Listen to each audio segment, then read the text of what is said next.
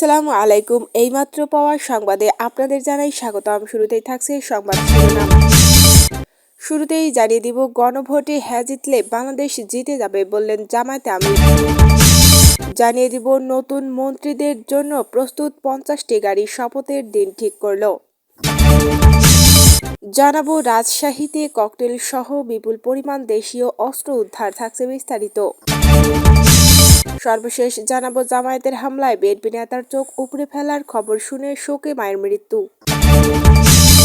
সুপ্রিয় দর্শক, এতক্ষণ শুনছিলেন সংবাদ শিরোনাম, এবারে থাকছে বিস্তারিত সংবাদ। তার আগে অনুরোধ থাকবে, ভিডিওটি ভালো লাগলে এবং সর্বশেষ আপডেট সংবাদ পেতে চ্যানেলটি সাবস্ক্রাইব করে পাশেই থাকবেন। ধন্যবাদ। গণভোটে হ্যাঁ জিতলে বাংলাদেশ জিতে যাবে বললেন জামায়াতে আমির। বাংলাদেশ জামায়াতে ইসলামীর আমির ডক্টর শফিকুর রহমান বলেছেন, গণভোটে হ্যাঁ জিতে গেলে বাংলাদেশ জিতে যাবে। মঙ্গলবার রাতে 11 দলীয় নির্বাচনী ঐক্যের বৈঠক শেষে সাংবাদিকদের তিনি একথা বলেন। ডক্টর শফিকুর রহমান বলেন, গণভোটে হ্যাঁয়ের বিজয় হলে জুলাইয়ের আকাঙ্ক্ষা বাস্তবায়নের পথ খুলে যাবে। হ্যাঁয়ের বিজয় হলে অতীতের নির্যাতন নিপীড়নের অবসান ঘটবে এবং তার ন্যায়সঙ্গত বিচার হবে। হ্যাঁয়ের বিজয় হলে শহীদ শরীফ ওসমান হাদির পরিবার বিচার পাবে। তিনি আরো বলেন, আমরা সমাজের প্রতিটি স্তরে ন্যায় বিচার প্রতিষ্ঠা করতে চাই। আমরা আবার বলছি, আমরা তরুণদের হাতে ক্ষমতা তুলে দিতে চাই। আমরা যুবকদের বেকার ভাতা দেব না, বরং তাদের হাতে কাজ তুলে দেব।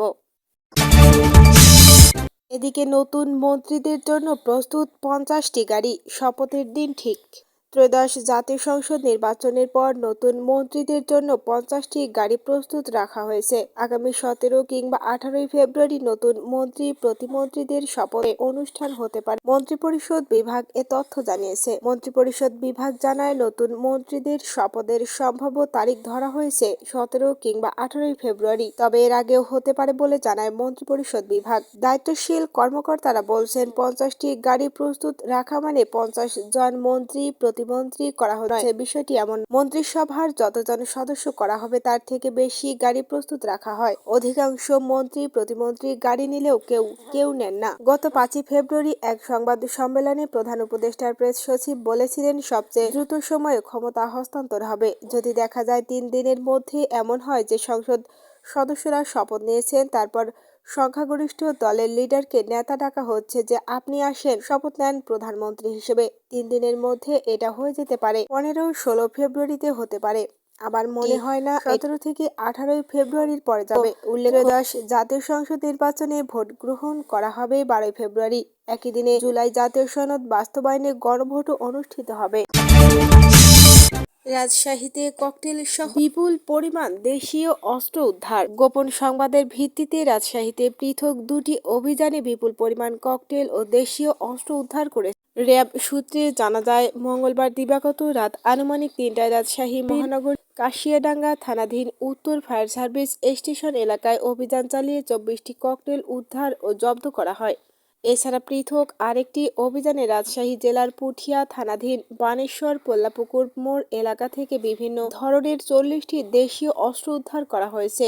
উদ্ধারকৃত অস্ত্রগুলোর মধ্যে রয়েছে 4টি রামদা, 5টি হাসুয়া, 5টি ছুরি, 18টি কুঠার সদৃশ্য টাঙ্গি এবং 2টি হাতলযুক্ত হ্যামার। র্যাব জানায়, উদ্ধারকৃত আলামতসমূহ নিরপেক্ষ সাক্ষীদের উপস্থিতিতে উদ্ধার করে বিধি মোতাবেক জব্দ করা হয়েছে। পরবর্তীতে আইনগত ব্যবস্থা গ্রহণের জন্য এসব আলামত সংশ্লিষ্ট থানায় হস্তান্তর করা হয়েছে। প্রাথমিকভাবে ধারণা করা হচ্ছে, আসন্ন ত্রয়োদশ জাতীয় সংসদ নির্বাচন ও গণভোট 2026কে বাধাগ্রস্ত করা অথবা আধিপত্য বিস্তারের উদ্দেশ্যে সব ককটেল ও দেশীয় অস্ত্র মজুত করে রাখা হয়েছিল। এ ঘটনায় জড়িতদের চিহ্নিত ও গ্রেপ্তারের লক্ষ্যে র্যাব 5-এর গোয়েন্দা তৎপরতা ও অভিযান অব্যাহত রয়েছে বলে জানিয়েছে র্যাব। জামায়াতের হামলায় বিএনপি নেতার চোখ উপড়ে ফেলার খবর শুনে শোকে মায়ের মৃত্যু। বগুড়া 4 কাহালু নন্দীগ্রাম আসনে বিএনপি ও জামায়াতে ইসলামী নেতাকর্মীদের মধ্যে সংঘর্ষে অন্তত 3 জন আহত হয়েছেন। এ সময় লাঠির আঘাতে মাঝগ্রাম ইউনিয়ন বিএনপি সভাপতি মাসুদ রানা মজিদের চোখ প্রায় উপড়ে যায়। সঙ্গে সঙ্গে তাকে হাসপাতালে নিলেও এ খবর ছড়িয়ে পড়লে স্ট্রোক করে মারা যান মজিদের মা মাজেদা খাতুন। নন্দীগ্রাম উপজেলার পারশুন গ্রামে এই সংঘর্ষের ঘটনা ঘটে। মাসুদ রানা মজিদ ছাড়াও অন্য আহতরা হলেন তার ভাই ইউনিয়ন স্বেচ্ছাসেবক দলের কর্মী রবিউল ইসলাম, 10:30টার দিকে ভোটারদের মধ্যে টাকা বিতরণের জন্য স্থানীয় জামায়াত কর্মী বেলাল হোসেন ও ফারুক আহমেদ পারসুন গ্রামে যান।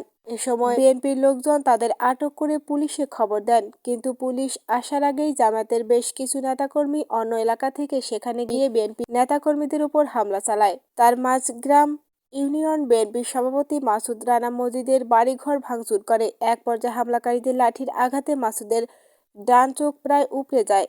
এ ঘটনায় আজ বগুড়া ৪ আসনের বিএনপির প্রার্থী মোশাররফ হোসেন ও জামায়াত প্রার্থী ডক্টর মোস্তফা ফয়সাল পাল্টাপাল্টি সংবাদ সম্মেলন করে একে অপরকে দায়ী করছেন। নন্দীগ্রাম থানার ওসি মিজানুর রহমান বলেন, এখনও থানায় কেউ অভিযোগ দেয়নি, বিষয়টি তদন্ত করে আইনগত ব্যবস্থা নেওয়া হবে।